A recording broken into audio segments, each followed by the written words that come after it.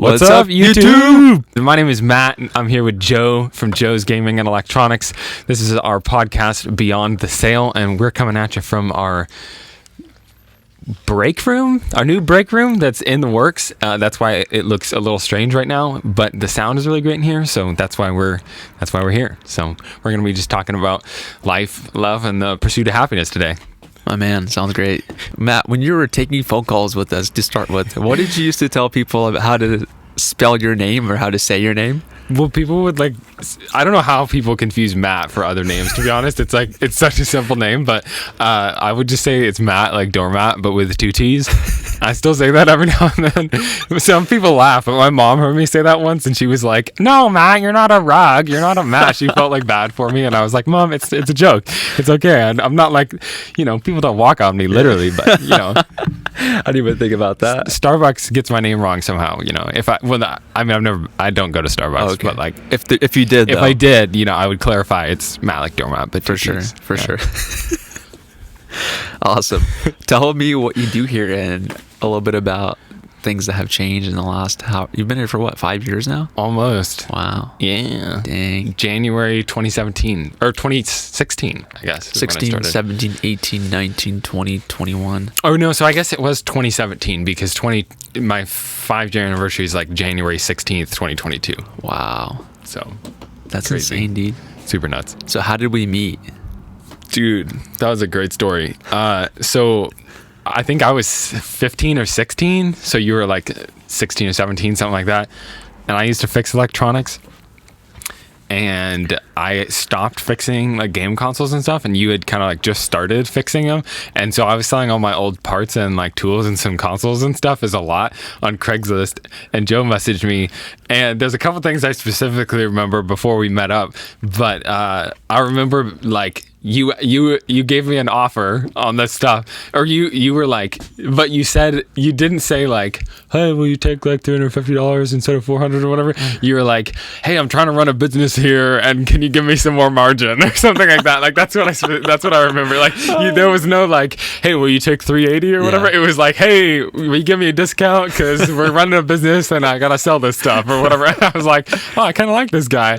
And then so I was curious because of that. And so then we met up, and it was 11 p.m. It was dark, and we met up under a street light near my parents' house, and we traded the bag of goods for the cash, and then I was oh, this guy's kind of cool, so I was hey, let's get in contact. I don't remember if I got your Facebook or whatever, but we stayed in contact for 4 or 5 years, and then I finally we hung out 4 times. And then it finally ended up meeting up. And then later on, when we actually started hanging out again, you told me, what were you carrying that night? Yeah, I was carrying my Glock.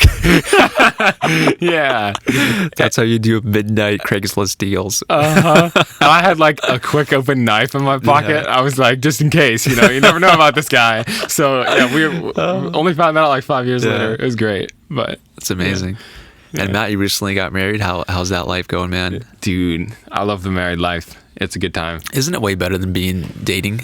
Oh, yeah. So much easier. Yeah. Right? I think it's been cool just because, my wife, we've known each other for 7 or 8 years, I guess. Wow. 8 or something like that, since we were 18. And so now she just turned 26. I'm 25. So 7, 8 years, something like that.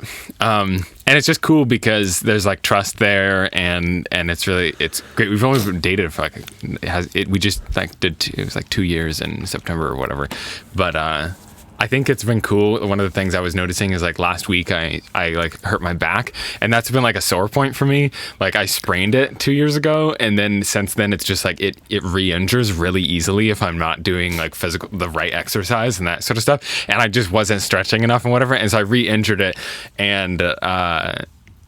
and it would totally, that would have thrown me for a loop. I would have been super sad or whatever for a while, because it's just it's so annoying having that constant pain, or having to, it's just it takes me back. I got kind of depressed after I first sprained it, because it was just I couldn't do anything, and it was a pain. So it was really cool having somebody who, I think I really love having community and stuff, but just being married and having somebody just support you in that and be like there and stuff. I feel like my quality of life is a lot higher, even in the low points or whatever. And we were just talking about that. It's like when she has a low time, like a few days where it's just like, this is annoying. I'm usually like, we're usually like kind of good when the other person isn't. And so it really helps you like up your overall quality of life, I feel like, because there's somebody that's like, hey, make sure you eat well and stuff, like I'm sitting there like eating candy or some crap, and she's like, hey, I made you dinner or whatever, and I'm like, oh man, thank you, because it's really hard for me to like do that, like take care of myself when I'm not doing well, I think that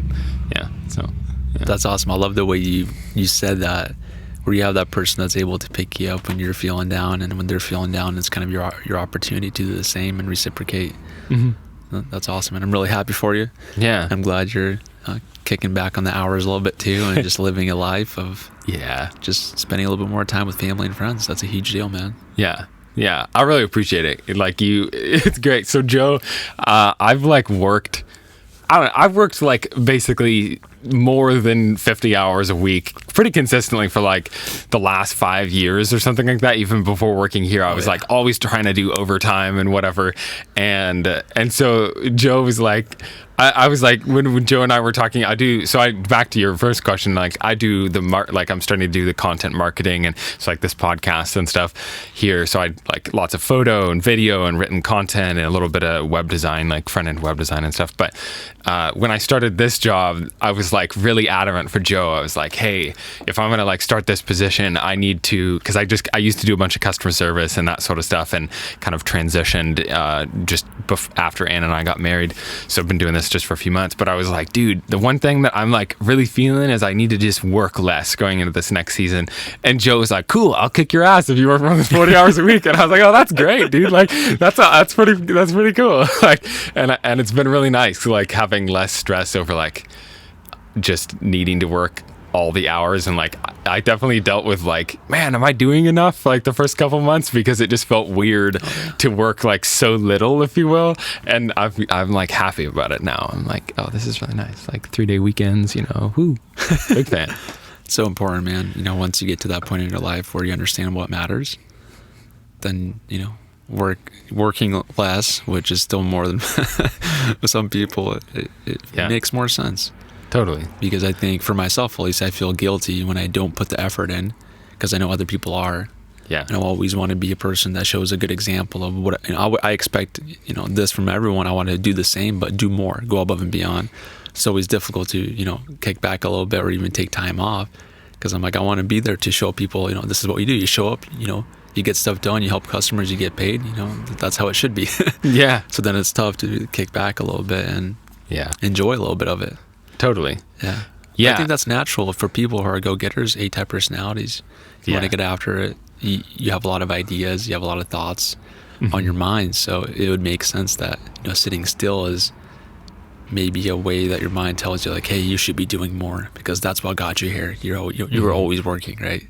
Yeah. Totally. And I think too that just noticing like with that, something that changed when I got married was that somebody's knocking on the wall. No, I'm just trying not to breathe into the mic. Oh, okay. You got coffee breath and you might make it stop. Don't want to kill the mic, yeah. The pumpkin spice latte breath. Woo!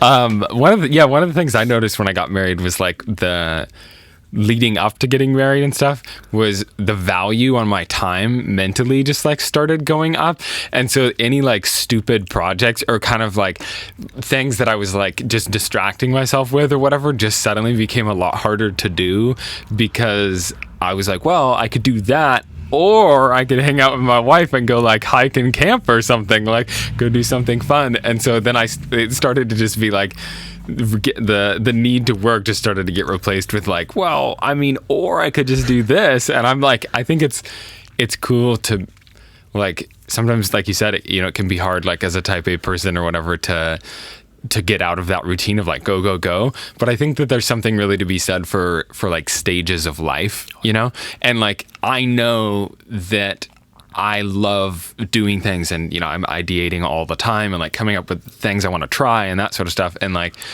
in this season of life, there's just going to be less of that when it comes to like business or whatever.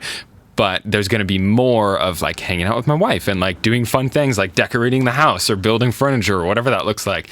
And I think that just being able to like kind of sometimes at least for me, like I get really one track focus, you know, and tunnel vision, and it'll just be like, cool, I have this like objective, and I think that sometimes it's good to just like stop, try to like really focus on like taking those blinders off, and say like, you know, like instead of tunnel vision for the, you know, this project, like let's tunnel vision on like happiness for my whole life. And if we do that, like what am I going to regret? Like in 10 years, am I going to be like, man, I wish I would have like worked more right after I got married and never spent time with my wife? No, of course not, dude. I'm going to be like, crap, man, I wish I could have worked like not at all and spent more time with my wife, you know, like, and so it's like, dude, you know, the real tunnel vision should be on like the long happiness, like the 100%. long game. And it's like, I'm young, man. We're young, you know, we got plenty of time. Like there's no rush, you know? Oh yeah. It's cool. That's what, you know, it's nice that we can do that.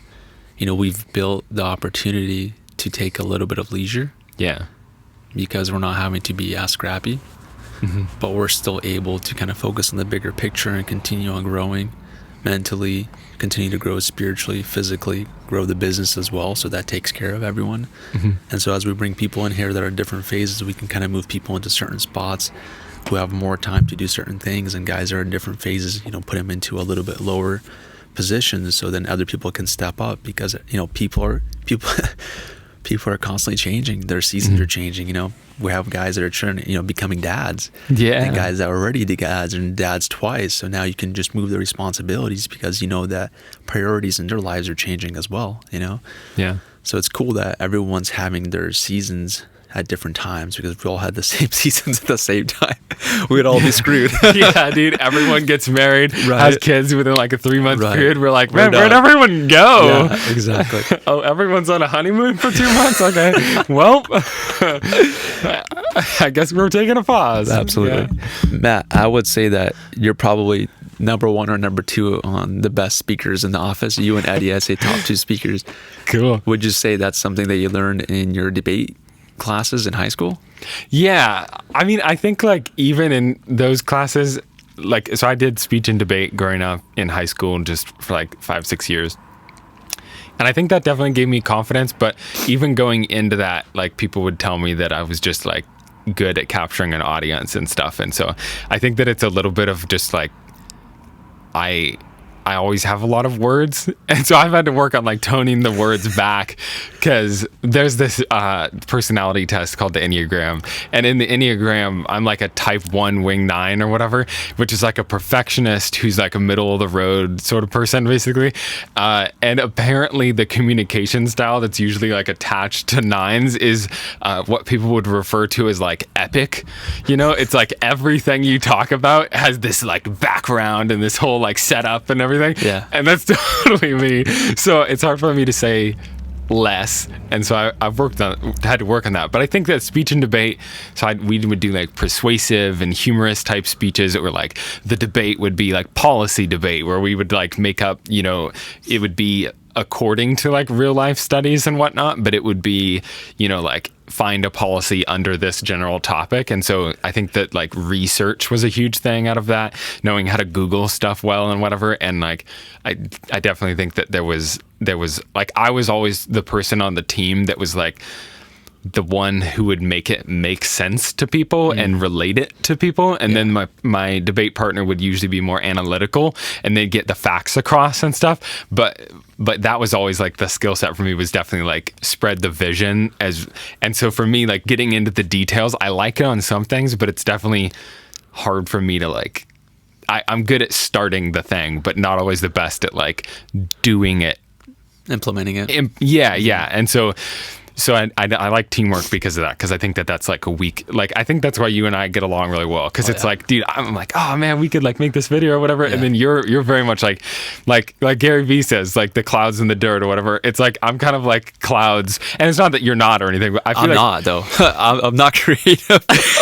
Like I don't you like it. Good ideas every now and then. You're like, all right, what do we do it this way? I'm like, wow, that's really good actually. I don't know, but yeah, I feel like it works well, because I love being able to just say like, you'll be like, hey, we need this software to do the thing, and then I'll be like, oh cool, let me go like look that up for you, and then you set it up, and it's cool because it's like it just works well. It feels very natural. So yeah. but that's definitely, yeah. I think the speech and debate helped a lot. And like, I think also my parents were just kind of, they like never gave me a reason to like doubt myself, I guess.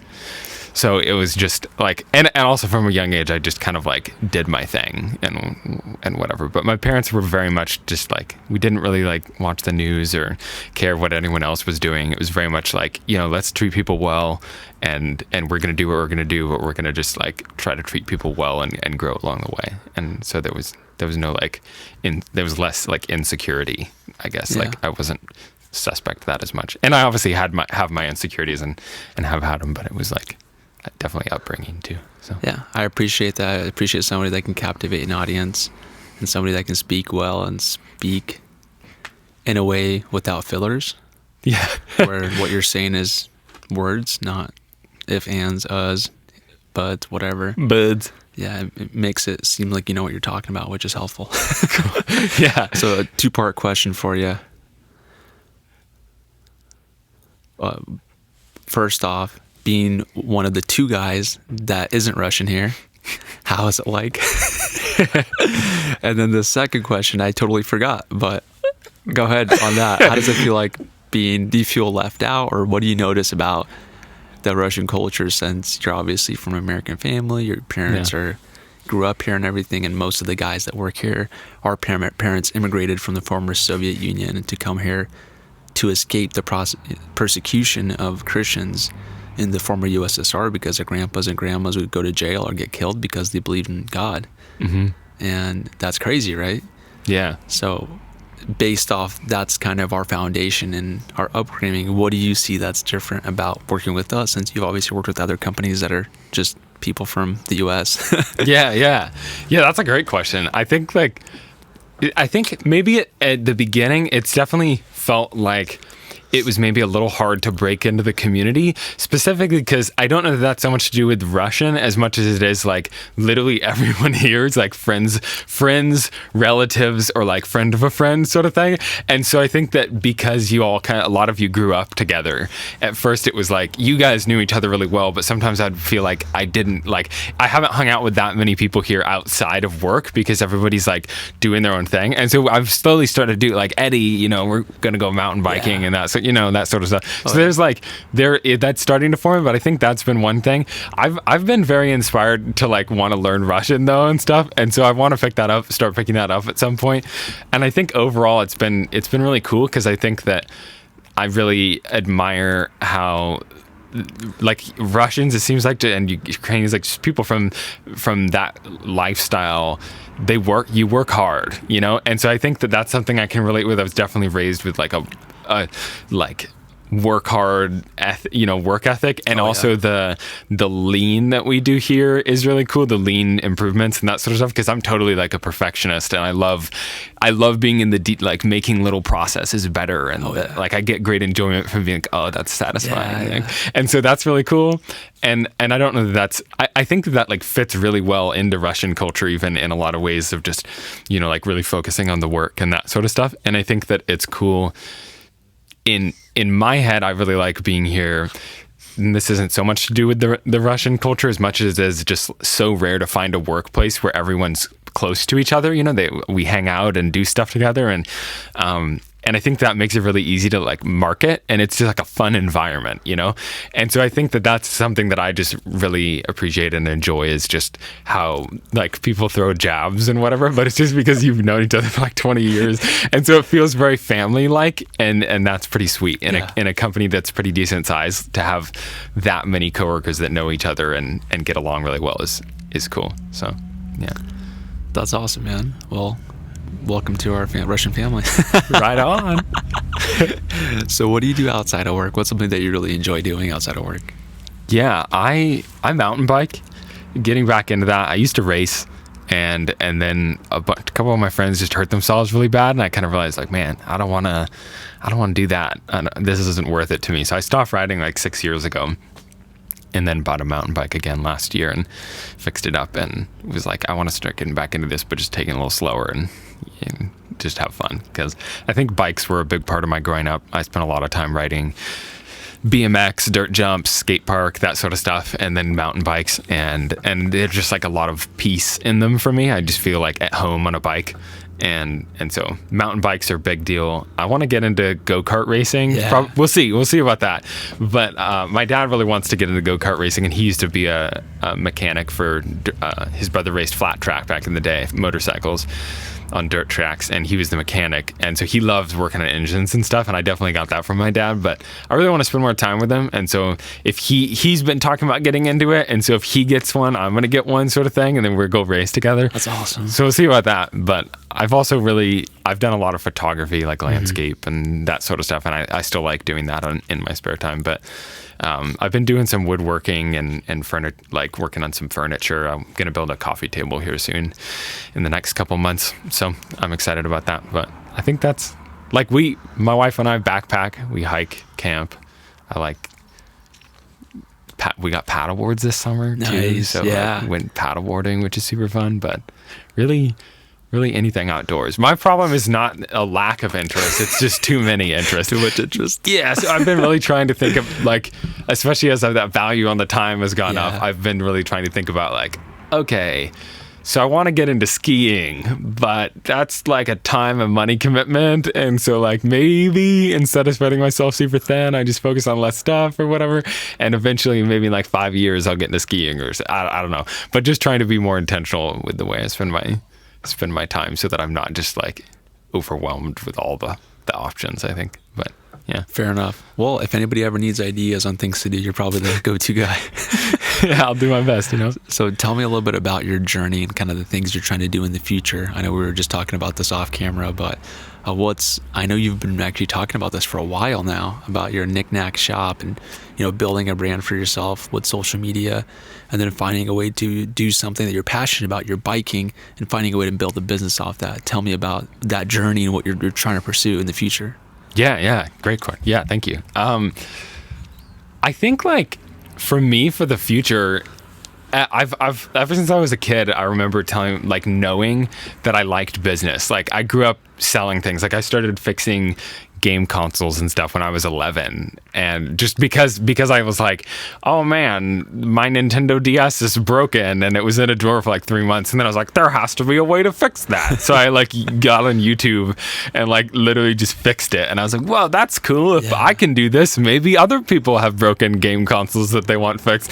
So I just put an ad up on Craigslist, and business was very much like just sales and understanding that sort of stuff it's always been there. And so I've gone back and forth on what I wanted to do, but yeah, I think it's been pretty consistent that I've wanted to become a content creator online. And I think I kind of realized a few years ago that I really wanted to be really happy before I put in a ton of effort into that, because I think I realized that it's just really, really easy to make that your happiness if there's not that much else going on, and let it consume you a little more. I used to act a little bit and model and that sort of stuff. Preach, brother. And yeah, and with that, I think I just saw a lot of people who didn't there was a lot of insecurity and that sorts of stuff. And I think everybody really has insecurities and whatnot, but it's really easy to let those, whether it's business or, I think really anything that brings you a lot of attention. So, being an influencer or modeling, acting, that sort of stuff, it's really easy to let that go the wrong way in your head if you don't have a good grounding. And so in the last year, my wife's family has honestly been one of the biggest parts of that. Is they're really tight knit and we hang out a ton. And they're awesome. I feel that, yeah, it's super, super cool. Oh yeah. And so I think that's been a really cool, my family's pretty close. We live a little more spread out, so we don't hang out as often, but I feel really grounded and supported and kind of just happy. And I think that's something that has been really leading me into realizing okay, let me plan some stuff out and actually give this a shot, because I would love to make meaningful content online. And if I was able to do that for a living, that would be sweet. But yeah, you were talking the knick-knack shop. I've always really loved the concept of bringing people together for something. And I don't want to just make content to like make it. I think I did that a lot with Instagram, just like, posting photos just because I wanted to post 2 photos a day, but there was no reason to post 2 photos a day. And why? There was no like plan, because on Instagram, it's now at a point where you can't just post 2 photos a day and build an account. Like you have to do other stuff. It's like, in 2013 when Instagram was founded or whatever, it was like, you could post a photo a day. And that was actually a lot. I remember when I first got on Instagram, like 2014, people would be like, sorry, posting a ton, 2 photos in a day or whatever. And it was like, that was wild. And now people post like 6 photos in a day, and it's nobody talks about it. Yeah. But like that worked then, it doesn't work so much now. So I've wanted to do something more meaningful. And I really like the idea of building a community online where you can reach a lot more people, but then meeting as many of those people in person. And so I was telling Joe just before we started that I wanted to do like a knickknacks shop or something. Like I've always thought it would be sick to just have like a cool shop like down out here in the mountains in kind of the middle of nowhere, that's like sells merch and like random outdoor equipment, or a bike shop or something like that, where I can just like go hang out, and then people show up and we just like hang out or whatever, and there's like a bike track in the back. So that would be a fun like tangible business too. If the online creating doesn't really go the way I'm hoping it does, then I feel like I could just get into like building an e-commerce like a bike store or something like that with a physical location where I can hang out with people. I've actually always thought that like it would be wild to if I like made it or whatever, like successful financially enough to not really like worry about money and just like do what I love for work. I actually thought that my dream job is working at this place called like AB Crepes. Oh yeah, in Bellingham. I was like, dude, if I could just pull like 1 4-hour shift a week or something like that, or whatever, I feel like that'd be a super fun environment. It's this like late night crepe place that's like college town vibe, I always thought, that'd be really fun to just like make crepes and talk to people 4 hours a week or whatever. That'd be sick. So yeah, that's awesome. So on a more strategic level for that business plan, the one thing I see that a lot of the bike shops are lacking is that they're having to use overseas companies to get their frames in. And that's why Kona Biking and all these other bikes shops have no inventory. Yeah. So I think the one zig to the zag you can do in the market is find a fabrication team that can hand make aluminum frames or titanium frames in-house. Yeah. So you're able to source the material from the US because there is obviously an established supply chain for the materials. And then you never have to rely on these delays of the cargo ships or the factory shutting down because you have more control over it. Have you thought about potentially doing that, where that's your competitive advantage, is the fact that you actually make your own products rather than importing it all from overseas? Yeah, I mean, I think there's definitely something to be said with having like US-based manufacturing and stuff. I think that, China also has this kind of reputation for doing bad work, and they do bad work, some like, or low quality, cheap work in some instances, but their manufacturing for bikes is actually like top tier. Like they make really solid stuff. There's definitely been a lot of because they do it a lot, right? They're like, if they can do good work if you want to pay them to do it, right? And then they do really good work. And so in the US there's a lot less technology for certain aspects of that, actually, just like generally, or it costs a lot more. So it would be really sick. I mean, if we could build an efficient process to build our own bikes just in-house and have a manufacturing facility, that would be super cool, because you'd save import costs and that sorts of stuff. And I think just with like import fees and stuff kind of going on the rise from China, shipping really, and it's not even that. Well, all the shipping delays and stuff now. Like imagine Kona, right? Let's say even if they were paying double for their bikes, even if they had the bikes here, they'd be selling all of them. Imagine how much business you're losing. And maybe you have to reduce a little bit of your margin, but you have complete control over the entire process. You don't have to worry about damaged stuff. You don't have to worry about the imports, the shipping delays, you not even being able to get the raw goods. Right now, huge delays in production because China is having a bunch of coal shortages. So a lot of their factories are having to work 1 day off, 1 day off, 1 day on, 1 day off, or having to take multiple days off during the week to be able to cut back on all the power consumption. So this will continue to be a problem And how do you stand out? You can stand out if you manufacture. Anybody can fabricate a bike. You'd obviously try to build some way to automate a lot of the processes, but being able to control all of that, I think that has to be the competitive advantage, right? Yeah, you're totally onto something there. And something I've thought a lot about too is how the process we have here of tutorials and repairs and that sort of stuff is really applicable to like almost any industry. And there's definitely something there with biking. I think that I was telling you earlier, like, there is how-to information out there, but it's definitely sparse and it could be a lot better. Like if there was how-to information for like organized like in one place, if you could build like a library of just like how to repair all the suspension or like rebuild all these suspensions from the last 20 years or whatever, like, and just do videos on them and actually have like certified techs and that sort of stuff, teaching people how to do it constantly. Oh yeah. I think that there's a ton of value to be had there. But then with the, in-house building, like if you're just building bikes as fast as you can and you're not relying on an overseas supply chain, like you can definitely do a lot more in volume and stuff. Yeah. I think it's... Somebody's here for you.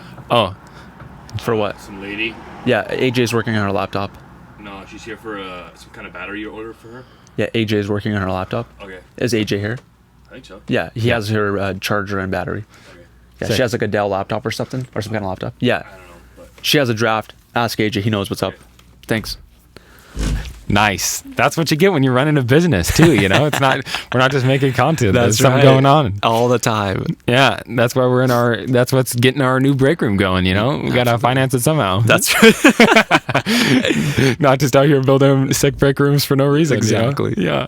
But no, I think you're definitely onto something there. And it would be really cool. I think a dream for me has always been to like hire my friends or whatever, like kind of like how you've done. Like I've said before, kind of like you have the dream for me almost going on of like you've started a company and you work with a bunch of people that you're friends with, which is like, that's like the dream to me. Does it get better though? Yeah, it's like, I don't know. That's pretty sick. I wouldn't know. So it would be cool to have, if I met someone who just really wanted to do frame building, just have like our in-house frame builder and, we just train people and hire people. Like there's a welding school in Bellingham, BTC, like just try to find good talent and stuff. And so that would be cool. I think that maybe that would have to be something that came along later, just depending on how the business got built, because that has a lot more overhead at the beginning, So I'd either have to get like a good credit line or just have a lot of capital to work with, because getting all the machinery to make all the stuff is just expensive. That's probably like a couple $100,000 at least. Yeah. I would guess, just like upfront. So I don't know if starting with manufacturing bikes is the way to go, but definitely getting into that, even if it just starts with like making the repairs and selling parts or components or whatever, or full bikes from other brands, and then eventually starting our own manufacturing. I don't know what that looks like, but depending on where I'm at, like that would be sick. So That sounds like a lot of fun. And yeah, you definitely have a good business acumen. So we're really lucky to have you. I do my best. All right. Let's see. So fantasy football. Ooh, fantasy football. Yeah. Have you been doing any fantasy football? I'm actually undefeated this season, so it's great. Are you actually? Yeah, dude. I'm undefeated because I haven't played anyone. So I thought, like, man, Matt's actually doing fantasy football. Sick. Yeah. No, I'm not. I've not been much into football. I'm more of a basketball person, and I'm not really into watching any sports except like mountain biking or extreme sports, and even that I tune in like a couple times a year for certain events or whatever, but I've never gotten that into football. So no fantasy this year, but I don't know, maybe next year. Yeah, who knows? I'm not opposed to the idea. It seems fun. Like it would be a fun way to have some quality time with the guys or whoever, and just I'll probably jump in at some point. Good bonding time. Yeah. I like podcasts, maybe I'll listen to the fantasy podcast next year and get into it. Give you something to do. Uh-huh. So what kind of devices do you wear every day or use? Yeah, that's a great question. So I just got the Versa 3 from Joe. I've had it for a week. I got it last Tuesday from you. That's been sick because I sleep so heavily, and my wife wakes up really easily. And so if I'm getting up early in the morning, like I used to just set like 6 really loud alarms that would be like "dah, dah, dah," and it would take me still like 5 minutes to wake up to them. And now it just like vibrates on my wrist, and so far that's been great. You were mentioning that wears off. So you build a tolerance. yeah. So some might have to set a lot of alarms, but I'm really enjoying it for now because it's totally silent. It just vibrates on the wrist basically. And this morning I actually was able to like totally wake up, get out of bed, start getting ready, and my wife didn't wake up until like a couple minutes later or whatever, and it was like, oh, this is working, this is really nice. So so that's nice. Love the Fitbit. It's great for like tracking steps and everything. I used to be really annoyed by that when I first got it. Even last week I was like, I don't want more noise in my life and more statistics and whatever. But then it's like, oh no, this is actually kind of nice. It's really simple, and it's kind of important statistics. It's one thing if you're getting notifications from your MySpace page, but it's another thing if you're getting a notification that, hey, you're being lazy, get on your ass and start moving again. Yeah, because it's critical that we move, and movement's important to a healthy body. Totally. Being dormant is not really a good way to live a life. Being doormat. Yeah. No, that's actually like a huge part of the thing too, is so like I was saying earlier, my low back just gets really tight and stuff. And so every hour or whatever, it prompts me like, hey, you take this many more steps. So it reminds me, my chiropractor and my like physical therapist and whatever have said, walk more often, because if I'm working at home, I tend to just work straight through a whole day basically at a stand-up desk and barely move, and that just gets my body just so tight and stagnant. And so having that hourly reminder of like, hey, take a walk real quick, I'll just like pop outside and take a walk or walk around the house or whatever, and that's been really good. But I also still rock my only 2 like really consistent devices are like the iPhone 8 Plus and the Versa 3. Like and AirPods Pro, literally always. Those are my, like Eddie said in the last episode, like my everyday carry. AirPods Pro are always with me. Like how convenient they are, bro. And so we have to, since you and Eddie both love AirPods Pros, and we know it's a massive market, you two need to pioneer those repairs. I know you were saying you want to like change it up every now and then. Like one day a month you should just spend like finding ways to fix AirPod Pros, because we have all the parts. Like the housings and we stuff? have everything. I know it's not your job description, but man, I'm like how do fun. I was looking at some statistics how the market went up like 73% for headphones and earbuds, and 75% of the headphones earbuds category is earbuds. Dang. And we stopped fixing earbuds because they weren't really expensive enough for us to put effort into them. But the more I see that there's a huge demand for it, and not a lot of people want to do, because it's really difficult. It's a tedious task. So if we could find a way to pioneer high-end earbud repairs, that's going to set us even further beyond the things that we're already working on, since we started doing more smartwatches, headphones, all the other, more expensive stuff. So I think that'd be fun. That would be really interesting to find a way, a good process to be able to repair the things that are not repairable. That's what makes us different too, right? That'd be sweet. Because we have the housings for them, right? Housings, we just don't have batteries. We do have the batteries. Okay. Nice. Do we have the batteries for the earbuds or just for the cases? Earbuds, and we have the cases as well. Okay. So we literally have everything. Do we have any that I could do some R&D on? I'm sure we do. I think Eddie has some. Okay. But that'd be fun. I've just been thinking about, I know China's doing it somehow. Oh, yeah? Oh, yeah. Oh, there's Edgar with the fort can. Yeah, dude. The super gang. Woo. All right. Let's wrap this up here. Oh, go ahead. Sorry. Yeah. No, that would be a great idea. But those are the only devices I really use. Okay. So, yeah. Awesome. Favorite word? Although, actually, other device I use, 15-inch 2017 MacBook Pro. Okay. I bought that the year it came out, got a good deal on it, and I've used it a ton. I've made the money back on that thing so many times. It has had some problems, but it works well. Got some free battery replacements and stuff, no big deal. Have insurance. So, yeah, exactly. Have insurance. What's your favorite word? American, Russian, or Spanish? Ooh.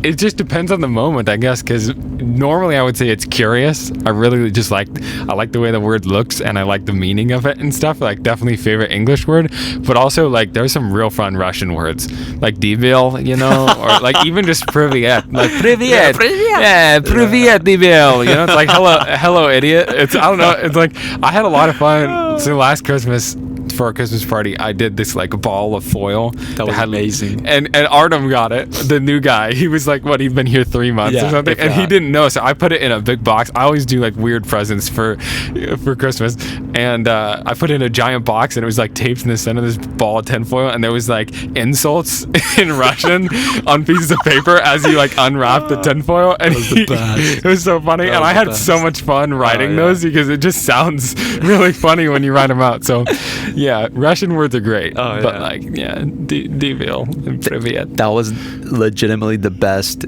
gift anyone's ever gave anyone in our Christmas parties. That was fun. Bar none. It's the best. Doesn't get better. I'm hoping to outdo that this year. I'm hoping got too. Some plans. Do you have some little sneak peeks or some info you want to share on that? Yeah, I'm hoping to do a treasure hunt of some kind. All right, let's not go any further than that. We're just gonna leave it there, but it's gonna be an in-depth gift. Like, it took Artem 30 minutes to open the last one. It might take a little longer this time. We'll see. This could be an adventure, you know? I'm pumped. All right, number 9, Matt. What is your favorite fun fact or random fact? Oh man, I struggled so much with this question when we asked it in our bios. Like, I don't even remember what I wrote, but oh man, a fun fact, random fact. My brain just goes blank whenever I think of this. Like, oh, no worries. We can skip this on to the next one. Yeah? Okay. I don't know. If you think of it, you can edit it later and add it. Yeah, I don't know.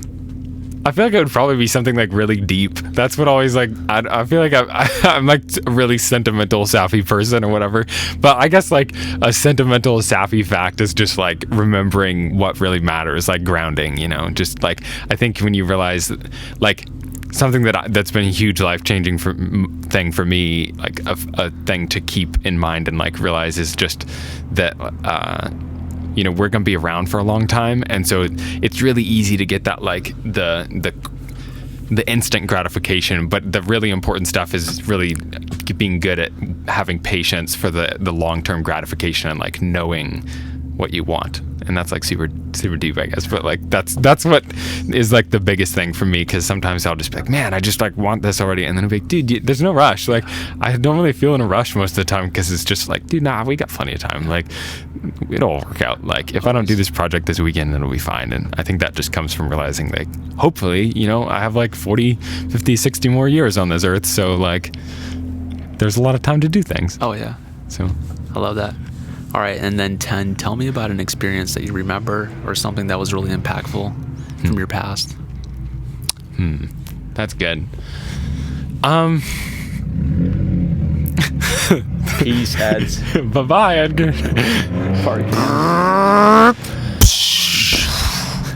Oh, Aaron's coming to interrupt us. Hello. What's up? What up? Are you almost done? Oh, Yeah. Yeah. Okay. Last Why? question. Just asking. Yeah, we'll be done. We've been taking forever. I talk so much. Yeah, sorry. I think that there's been a lot of moments that were like really meaningful. There was this one moment in particular where I used to be like really depressed, and I struggled with that a lot growing up, and it's like not something I struggle with as much anymore. Like I just feel a lot better, and I think that that's something that I really want to help people with and whatnot. And I didn't really know how to deal with it growing up. I was pretty like closed off to just like talking to people about my emotions and whatnot. And when I was around 21, somebody just that I like really cared about basically like sat down and just like listened to me like bawl my eyes out and basically talk about how much I like didn't care, or like how much I just felt like alienated and just like unrelatable to everyone. And like I just couldn't, I felt like really just abnormal. And somebody just like listened to me for like a couple hours just talk about this, and then like basically just said that they liked me still because of all that stuff. Like that stuff like made me unique. And that was like this weird like moment where I guess I just never had opened up that much to anyone, and that like really changed my life. And I think I've just kind of seen an upwards trend in happiness since then. Just having somebody like spend that much time to just care and like listen. I think that was that was exactly what I needed, and ever since then I've been a lot happier. So Well, Matt, I'm happy. I know 5 years is a long time, and I've seen a lot of growth in that time, just from all the different positions that you've had an opportunity to touch, they all turn out a lot better. Cool. Including the customer service system, including the processing system, including basically all the tasks that you used to do.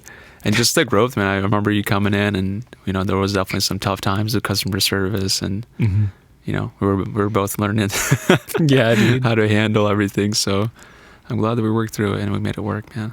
Yeah, dude. I remember when Aaron and I, Oh, yeah. your younger brother, Large beef. Dude, we had some beef, and I don't even remember. There wasn't like a reason. We just like were annoyed at each other all the time. And then at one point you were just like, "No, you guys need to figure this out," and then we just did, and it's fine. So, yeah, Glad it worked out. yeah. Well, Matt, any other comments for our listeners here?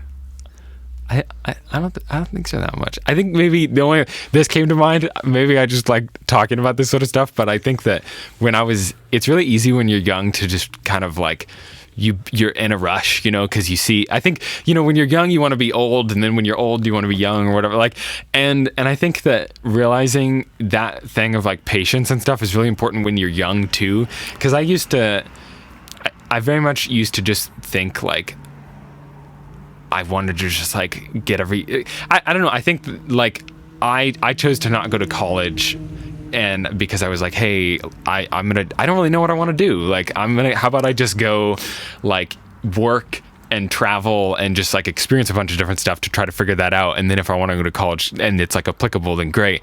And I think that's just, yeah, that's what I'd say is like, maybe just try to like experiment when you're young, and not be afraid to like fail and that sort of stuff. And like, but also try to have good grounding with like relationships and that sort of stuff. Yeah. Focus on the right stuff and don't be afraid to fail. Yeah. Matt, I think that's a great wrap up to this. You're number 4 today. Woo! And thanks for setting this up, and thanks for all the questions that you're able to prepare for me. That's awesome. I'm excited to share your guys' stories, because you guys are the reason what makes this company so special. So it's cool to be able to share your guys' wisdom with everyone. Heck yeah. Awesome. Appreciate you listening and caring about that sort of stuff. It's a big deal. So. Awesome. All right, Matt, Joe, we're signing out. Thanks for watching. Thanks for listening to the Beyond the Sale podcast. Woo, woo. Woo, woo. Bye. That was awesome, man. That was great.